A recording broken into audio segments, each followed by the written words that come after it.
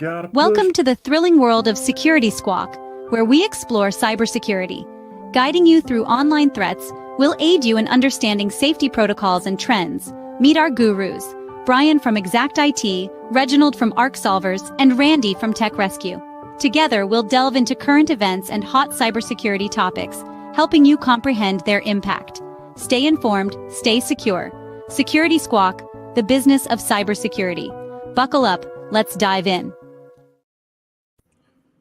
What's up, everybody? Welcome to a Monday edition of the Security Squawk podcast. I'm your co-host, Brian, here with Andre and Randy. How are you guys? Doing good. Looks like you guys are in the same state. The sun is I am in San Antonio, Texas. I'm halfway between San Antonio and Texas. I'm only like 40 miles from Brian. I'm even in a better state, Florida. There you go. So, yep, I am in. I'm doing this from my laptop, as people like to call them. Welcome to the Security Squawk podcast. We consider this your go-to podcast for the latest in cybersecurity news and analysis. And today we're diving into three critical stories that highlight the evolving landscape of cyber threats and defenses. We're going to discuss the ongoing debate about ransomware payments, the UK's innovative approach to protecting schools from cyber threats, and we're going to talk about a sophisticated attack on Israeli organizations through a compromised ESET partner. And then we're also going to follow up on two stories that we've covered on previous podcast episodes. So stay tuned for those follow-ups and insights. And as we always say on the show, we run this show without ads. We don't bore you with those ads. We don't charge a fee for the show. Our fee is like share us, like us, subscribe to us, right? It's like free, as in free beer, the education. And then we're asking you to do us a favor and share the content so other people can find this stuff. When you share, when you like, when you subscribe, those algorithms pick up those signals, and then they show this to other people who might be searching for this content or who they think are interested in this content. So we won't run ads as long as you guys keep helping us grow the show organically. So you want to add something? No. Yes, it's a threat. So first article up on the docket here, guys. We're gonna go through these fairly quickly, but we're talking about this article that was featured on CNBC over the weekend. I think it was over the weekend or late last week, where the government urged new thinking on ransomware payments. It's a story by Barbara Booth. She's basically writing a story here where the U.S. government is calling for a paradigm shift in how organizations handle ransomware attacks, urging a reconsideration of ransomware payments to cyber criminals. Government basically says, we know what businesses are up against. We understand we can't outlaw it or ban it right now, but they really want it to go in that direction, because if you siphon off the revenue stream for these cyber criminals, what do they really have, right? So let's get into it, guys. Do you think this is more of a pipe dream and something that will never be realized? Or, there wouldn't be the term crime pays if it didn't pay, right? So right. I can't imagine, it's kind of like saying like, hey, don't put money in a bank, or don't put jewelry in a jewelry store, and the cyber criminals won't, and the criminals won't come after it, right? Right. I don't see how this plays out in the way that the government wants it long term, but what are your thoughts? Well, go ahead. No, I was just gonna say, you can pound sand and tell businesses you're frustrated at them paying, but if there's no solution and nothing that's forcing them, aka regulation, then these businesses won't do it. Yeah, that's a thing, Brian. It's like this, it's like a dog chasing his tail almost. It's this circular pattern of, well, okay, so we pumped, you know, what was it? Many trillions of dollars, of which we put 800 million towards cybersecurity. Problem still there. We've started these, you know, certain laws. We've enacted certain things. We've said you have to be, you know, if you're a bank, you got to have all these rules. If you deal with money or people, you got to have all these rules. We've got states that have rules about some of this stuff. Problems still happening. What's left to talk about in that circular scenario? You know, what's left is, well, if we get rid of ransomware payments, then maybe that takes away the incentive to do the crime.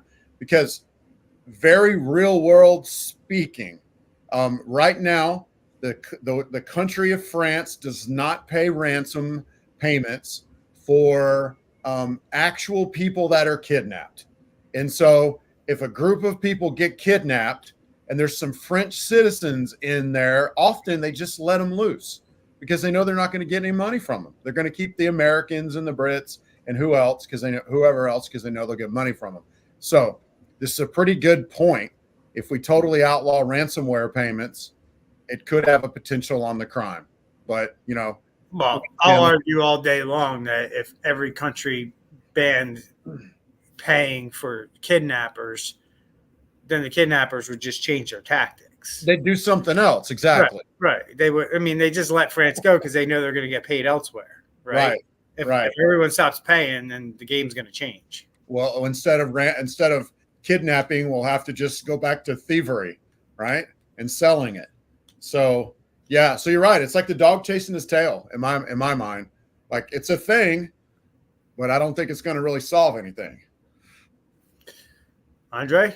Yeah, I believe I mentioned it last week, you know, also for the government to stop helping these companies after the fact. I think that would also help. And if they really, and we really don't know how much the FBI is even helping when, you know, that's a famous quote. Anytime there's some type of cyber attack, we'll read the article that says we've contacted the FBI and they're working with us and so forth like that. But they could just send an agent over to do a report and then that's it, you know. But if the government kind of just turns their back and says, well, too bad, so sad, you're a business and you got to deal with it, then maybe that will also get these people to stop to start taking it seriously. So let's talk about a business that's facing a ransomware demand, right? What are some pros and cons that come to your mind when a business is faced with paying a ransom, or take it to if they do pay the ransom? What are pros and cons that you guys see? Give me one pro, give me one con from each of you. Well, if they pay the ransom, then whatever information that the bad guy has, hopefully the hacker honors his word and not put that information out in the dark web. So all of your personal information, your social, your driver license, whatever the case is, or medical information, that doesn't go out in the dark web. As far as what a con can be if they don't pay is the question. Yep. No, if they do, or if they do pay. Yeah. No, if they do pay, then the information is not out there anymore. Yeah. So that's a pro or a con? That's a pro for the consumer. Yeah. That's a pro. Yes. Yeah. So then that could cut down on if they do pay, cuts down on potential lawsuits because the data's not released. I was going to say that for my pro, but I thought of another one. For a pro, you get your machines unlocked theoretically right away, so you could get back to business. Con, you're giving money to organized crime, so your money is going to fund other extremely nefarious purposes. It could be as simple as other ransomware, and who knows what else they're involved in. So your con is you're giving money to the bad guys. Yeah, I couldn't agree more with both of those. And at the end of the day, when you're talking about not paying the ransom, you're not fueling a lot of. I mean, and Randy knows a lot more about this than the average bear. But the way that the money spreads through the criminal system, so to speak, ransomware payments fund other criminal activity. So it's not like the guy gets paid and he goes and buys a yacht and he's buying mansions and he's just living the life. Right. He's helping fund other criminal activity. Terrorist organizations end up getting this money. It goes into a lot of different places. So it becomes a national security issue at the end of the day, whether businesses realize it or not. When they don't protect this information, not only is I guess the first degree issue is your employees, your customers' information is out there. But you're doing a poor job of cybersecurity, so you have to deal with this ransomware event. And if you decide to pay the money, then you're also funding things like terrorists, and that's a national security issue at the end of the day. So, any other last thoughts before we move into this UK article, guys? Are we good to Just go? want to give a shout out to you, Brian. You were featured in this article. Oh, so shout out. Appreciate it. Yeah? Mm-hmm. Look, Randy's like, I didn't even read it. But I talked about it. I was stuck on the part where you said that I know more about how money spreads in criminal organizations than your average bear. And I'm like, man, what are you implying? We know what goes on at your ranch. Wow. It doesn't. All right, so moving right along. So UK government, guys, has taken down this proactive step in cybersecurity by extending its protective domain name system, otherwise known as PDNS, to schools, leveraging intelligence from security services to enhance protection. So, Andre, you brought this article to our attention. Can you kind of explain what the PDNS system is and what the benefits are to organizations using something like this? Yeah, so the PDNS, Protective Domain Name System, it's basically putting a shield over all of these schools. So the schools have to register, and to make it as simple as possible, think of your organization registering with the government to say, this is our IP addresses, this is our information. And now it puts a shield over this school that any information that's going out to any known malicious domains, it blocks the connection. So in theory, if there's, let's just say, some type of ransomware attack or some type of communication between your organization and the bad guys, the government usually knows at least some information as far as where these threats are coming from, and they're putting a blockage so that it can't even send information. So it's a great step, I think, and I'm surprised the U.S. hasn't thought of that either. But it's actually a great step in actually just putting that layer of protection over these public institutions. I have a con to it though, Brian. Oh, big brother.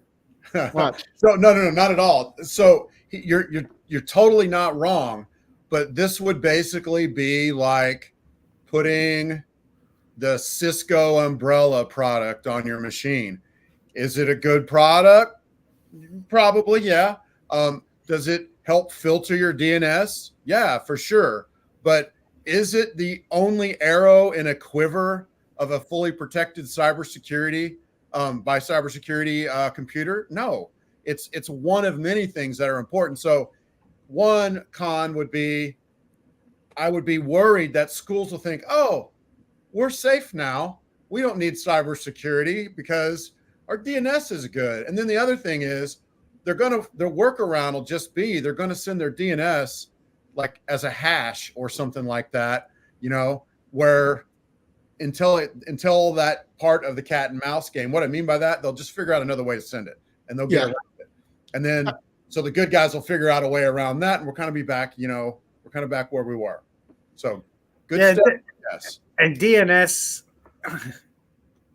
isn't the most secure thing going on out there. So I agree with you, Randy, that they'll find other ways, but they'll also find ways to exploit the DNS. that's an absolute possibility. This is interesting because I remember watching an interview one time of the CFO of Cloudflare, and they were basically saying like, and this was like 4 or 5 years ago, so it hasn't come to fruition. And it was probably a pipe dream and a hope and a wish by the CFO, hoping that the world would just go to Cloudflare and that would stop all cyber attacks. But that's basically what this person laid out. It was like, oh, everybody's going to, basically go through our stuff, and then that'll sanitize the internet, and then there won't be any more cyber attacks. And that hasn't happened yet. People haven't adopted it probably to the level that they had hoped. But this isn't anything new, right, guys? DNS filtering has been going on for a long time. And you can kind of look at China's Great Wall as a big DNS filter, no? Mm-hmm. Mm-hmm. So, I mean, I don't know if I like this too much, because I feel like it's taking away people's freedoms and rights. If you control, I'm not a big fan of this. I don't know. Have you guys thought about it from that angle? I didn't think of it from that angle. And especially when you mentioned China now, how China controls the data. So now who knows, Right. And I know Randy kind of mentioned Big Brother there. No. I think that was Andre. He mentioned it. Yeah. But we're talking a school here. So we're not talking like, adults that. Right. But what happens in school? Freedom to do whatever. You know what I'm saying?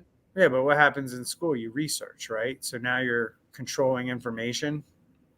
I don't know. Potentially, yeah. I don't know if I like that too much. I know.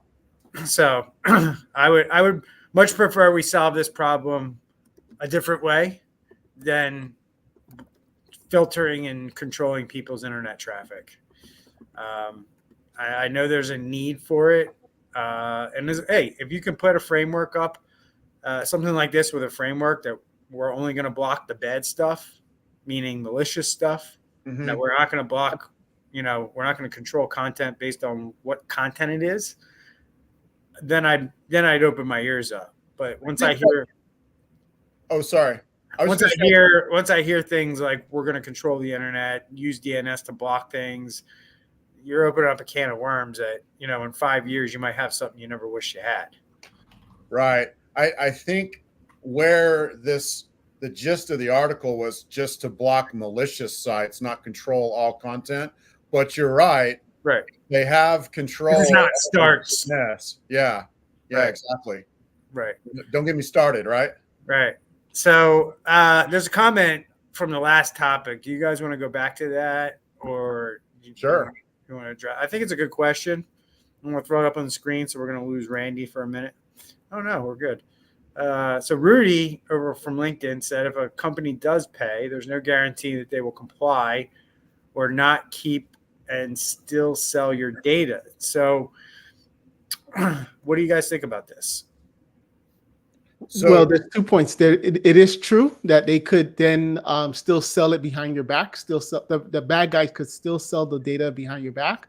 But then we've made the argument on the show that if they do sell the data behind your back, then their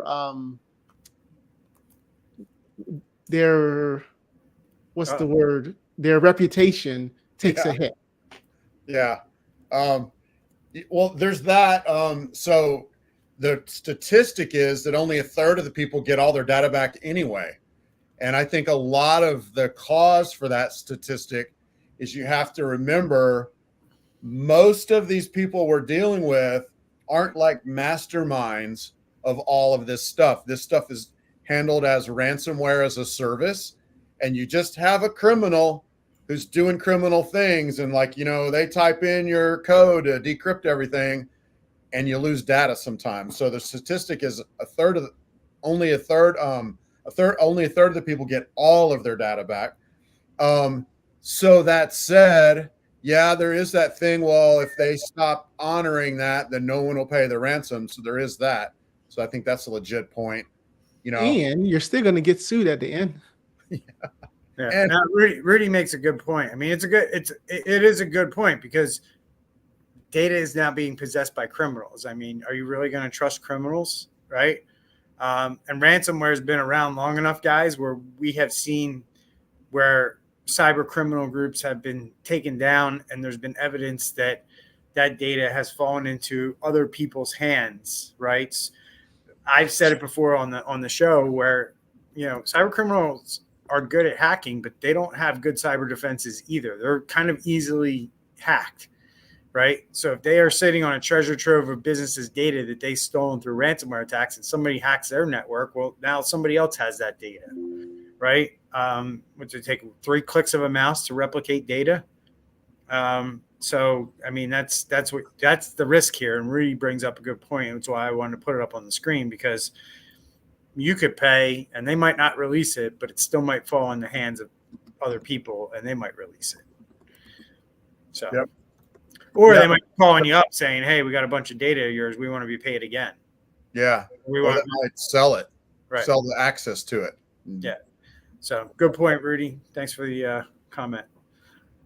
All right, guys, moving right along. Last topic here before we go into our 2 follow-up topics. Going into this concerning development where cyber criminals have breached ESET or an ESET partner, and they've distributed data wipers to Israeli organizations. The incident underscores the growing sophistication of cyber attacks and the potential for supply chain vulnerabilities. This is really scary. ESET's a backup partner or a backup company. And when you hear backup companies and the word data wiping, when you're in our business, that kind of makes your skin crawl a little bit. So, Andre, what's going on here? What are the details of this partner and this data wiping? Yeah. So on October 8th, they sent out a phishing email appearing to come out as ESET, and the subject was Advanced Threat Defense Team. And it basically said, hey, you need to click on this link because, there's a new update that needs to be sent. The email passed all the authentication checks. It came from a legit domain, but that domain actually had been compromised. So let's just say the IT person or the user gets that email. Oh, okay. Yep. I have ESET. Yep. I'm here in Israel. I need to do what I have to do to make sure everything stays safe. They double click on it, the setup.exe file, and it actually wipes the operating system, wipes the computer, and makes the computer brick. Wow. So what's the point of that? Well, I would imagine this has to do with the war happening. Yeah. Especially since it's, covering Israel. Well, there's no money to be made there if you're wiping somebody's machine. Right. You're just throwing someone down. Kind of vandal. It's like, right? Am I right? Yeah. Yeah.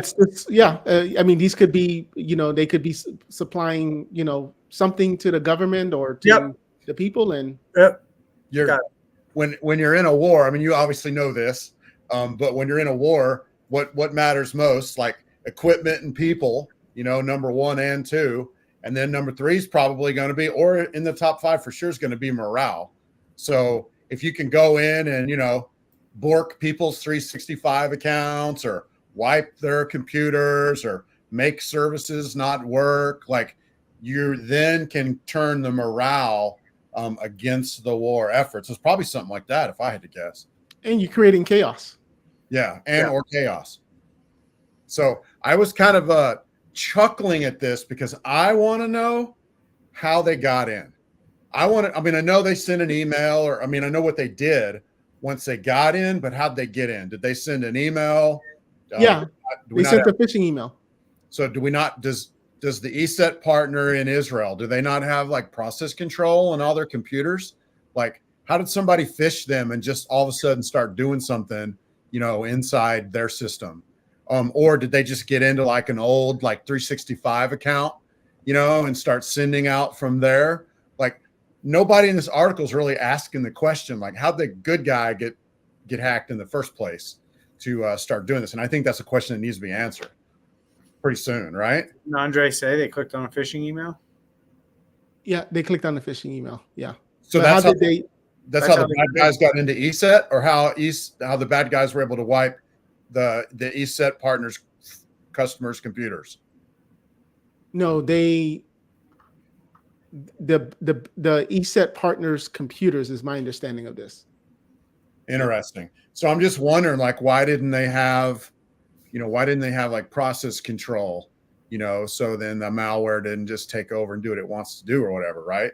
Yeah, but it's like us. I'm using Norton because everybody knows Norton, and now we're getting an email from Norton saying we need to do an update, and we're like, okay, let's do the update. We have Norton, and you click on it, and it just runs. Now, how come Norton did? How come? Because ESET is an antivirus company, right? Mm-hmm. They do backups too, but they think they do. It should. I mean, it paints an interesting picture, right? Number one, as I think we said it earlier in the episode, where cyber criminals are getting really good with these emails, right? And we talked about it last week. They're getting really good with these emails. They know what companies you're doing business with. They know how to craft the emails to look like it came from them. I mean, I told you guys I got one that looked like one of the tickets from the ticketing system we used. I mean, it was to the T, looked perfectly like a ticket. And, it was like, yeah, this isn't really from us. Like it wasn't anything we would do. So it was obvious, but they did their research. I can tell you that. And they're doing the research on everybody so they can get these things through. It's also like I get those spam emails from those list brokers that say like, hey, do you want to list ESET users? Well, they know how to get those, right? And they're legitimate because they're used for marketing purposes, but they can also be used for nefarious purpose, like targeting ESET users. Last thing I want to kind of say here on this article, just generally speaking, this highlights supply chain attacks, right? And how prevalent they're becoming for businesses to consider the software that they're using, and potentially that software becoming a problem for them through no fault of their own. We saw this with CrowdStrike when it took down systems, right? Software can have problems. Software can be compromised. Every little application you have running on your computer potentially introduce more risk, right? So like, I know on my computer, my laptop here, I run very little programs for that reason, right? I run like 3 or 4 programs. And I have other machines that do other things. And just because I don't want tons of programs running on the computer that has access to, our financial systems, operational systems, I don't want a lot of other crap running on those systems. And I don't think most businesses operate that way. I think most businesses buy a computer and they put everything on it, right? And each one of those programs, each one of those services can have a problem one day that could lead to something like we're seeing here, or ransomware event, or data exfiltration. All kinds of things can happen through these third-party supply chain attacks when it comes to software and SaaS applications. So that's what came to mind when I saw this. I was like, wow, here's another like SaaS vendor who's having a problem, and it's going to cause a lot of problems for their customers. Well, and it can even happen with the actual vendors of the security software as well. I read an article getting ready for today's podcast where Trend Micro and Bitdefender both had a vulnerability. Apparently it was some shared library they used, I assume, but they had a vulnerability that users needed to update their software. So, it can even happen in your software. And it's very important to make sure that your vendors you're using are legit, and then also use zero trust for everything that you do. So, I know that doesn't really apply here because this was a so-called security software and they told you to install it. But, if you need a vendor to handle pictures with your contractors, like don't upload pictures of checks, don't upload, passwords, don't put sensitive information in there. Like, only give your software vendors exactly what they need. So one more thing, ESET is located in Slovakia, and although they're a friendly country to the US, you never know who else is living there, and if that could have been an inside job to then give out, to these bad guys. So one of the important things is why, at least here in the US, you should be using US software. Wow. Andre, stick a flag in the ground. Hey man, it's right here. There you go. Sticking a flag in the ground. Don't use software outside the US. All right. Unless it's built over there, then it's brought into the US. Unless it's SolarWinds, right? So new segment here, or actually we're kind of restructuring or better structuring the show, because I think we talk about doing follow-ups all the time, and Randy said, hey, why don't we actually just do a section called Following Up? And so that's what we're doing. This is called Following Up, where we take other topics that we talked about prior and we try to give, if there's any relevant updates to something we talked about, let's say in the last 4 to 6 weeks or less, we'll revisit it and bring everybody up to date. So first one on the docket for Following Up is the National Public Data Breach, which exposed the Social Security numbers and bankruptcy information for a ton of Americans. What are they? They claim bankruptcy. Is that the deal, guys? A recent exposed. So so it didn't expose bankruptcy information. I'm reading my notes wrong. They they filed for bankruptcy. Yep. So this is highlighting the ongoing challenges in protecting personal data. So this was what does National Public Data do? Do you guys know? I can't. Go ahead. Well, they keep information on people. I think it's related to credit, if I'm not mistaken, but they keep information on people that vendors can then go pull this information. And so, they handle a lot of stuff. So they're pretty rich target, if you will. Right. So there's been, Andre, do you remember the numbers? It was initially reported, and I think that number was like super low. And then they kind of figured out it was a lot more. Yeah, now it's 2.7 billion records, 277 gigabytes of data. Yeah. I think this is the one that basically said everyone's information is now out there. Correct. Yeah. And it may be even slightly higher than that now. So like pushing. Yeah. At first there was like rumors that like stuff was being double counted and triple and quadruple counted, like the same Social Security number, but then they kind of found out that wasn't the case. So what is the potential impact on affected individuals as a result of this, and what are the financial challenges that they're having? Is it class action lawsuits, or are they just having trouble getting operations back up and running?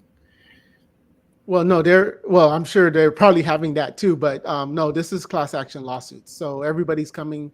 They have 20 different states that demanding that NPD pay civil penalties. And then the FTC is also breathing down their neck. So this is kind of just, and then you have the individuals as well going after them. So this is kind of to halt everything. And now they're going to just go through a process of bankruptcy. And they probably, I don't see how they survive this. Yeah. And remember, they didn't really come out and like let people know and appear to at least be super proactive. Like this was kind of found out through some filings, I think in Maine, that kind of got the cat out of the bag kind of thing. I don't remember all the details because like you said, it's been like 6 weeks since we talked about it. But short story long, this is not as uncommon as you think, because how many companies can handle being down and not bringing in money? How many companies can handle, lawsuits, bad company morale, because they've just released everybody's information on the planet, or half the people or whatever. I know there's more than 2.9 billion people, but anyway, so it's not uncommon. I'm wrapping it up, Brian. Thanks, buddy. Hey, Randy has hit his word limit. No. Shut down. It started. All right, last quick. We want to touch on this last one, which is this Internet Archive, guys. This Internet Archive has suffered its third cyber attack in the last month, and it's raising concerns about the security of digital archives and the preservation of online history. who knew that this was like the museum of the internet? And there's a lot of people that are upset about this website. Not only having a problem. I mean, it was like it's inevitable that every company is going to have a problem someday. Like, folks, like moving forward in life, if you think that like a company is not going to be attacked, something that you like, Facebook, Instagram, they're not going to have a cyber attacker go down. You're crazy. Like you're telling yourself a story that's just not true. These services and these things will go down, in my opinion, in the future. And this is a big deal because a lot of people are freaking out because they're like, oh, I've heard people say like somebody wanted something to disappear, so this happened, and they want to rewrite history because, basically this is history documented in a way. And, so I don't know what your guys are thoughts, but this organization is under heavy attack for some reason. And well, I guess what's interesting, so the third attack is they got into the support platform. It's called Zendesk, but the support platform for the Internet Archive. And they got into that platform using what's called an API. And all an API is a really long username and a really long password. And then you can use it to interact with a service to get certain things back. But wow, imagine if you could get a hold of some company's support tickets for the past 20 years or whatever. No thanks. Yeah, I know people not to actually work on it, but people send screenshots. Right. Bro, that's what I mean. Like you don't want that getting out to here's proof that I entered in, softball chick 2004 is my password. It won't let me log in or whatever. You know what I'm saying? Like there's no telling what's in there. So it could be a treasure trove for the bad guys. So, Andre, why do you think, we'll let you have the last word here since you got to run. Well, why do you think that this Internet Archives is such a target right now? Well, I would just look more on their poor security practices than anything. Right. Yeah, that's what I would do. Yeah. That's what I would I mean, you're not going to stop a DDoS attack. And that was the second one. Yeah. This last one was, wonder if it's different groups or the same group. Interesting. We're going to have to do a follow-up to the follow-up. Yeah, we should. And we ought to just say every company out there that allows API access, just make them expire every 6 months. Doesn't fix everything, but it probably would have fixed this. Maybe. Who knows? Call Zendesk and let us know next week. All right. Well, I mean, APIs are fairly new, right? So we're just learning how to protect those better, right? And AI is going to go through the same tribulations, right? Maybe so. 100%. We're going to do stuff and people are going to be like, oh, yeah, we probably shouldn't do it that way. Mm-hmm. It's pretty much how it's gone to this point, right, Randy? Mm-hmm. So, all right, guys, thanks for the input. Randy, I'll see you soon. Andre, see you next week. I'll be watching from Zoom. All right. Yep. See you guys. Share the show, and we'll see everyone next week. Take care. All right.